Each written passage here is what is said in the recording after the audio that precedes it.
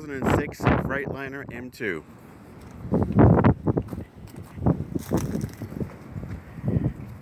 Needs a new heater core.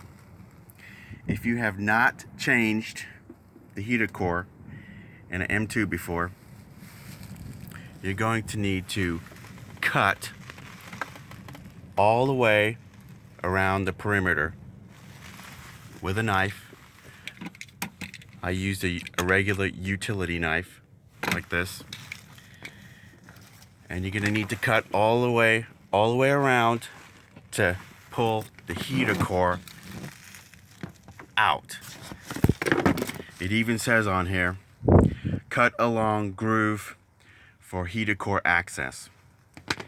And when you get your new heater core, you will also get a new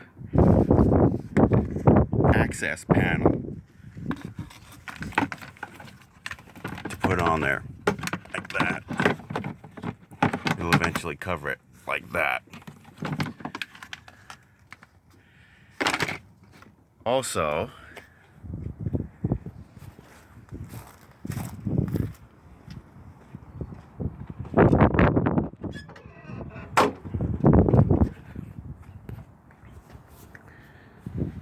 there's a screw that you have to take off, and it's way back there.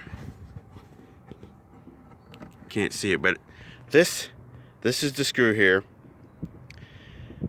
It's actually a T27.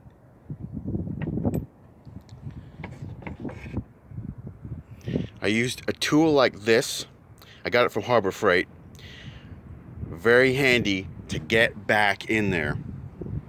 I had to get back in there to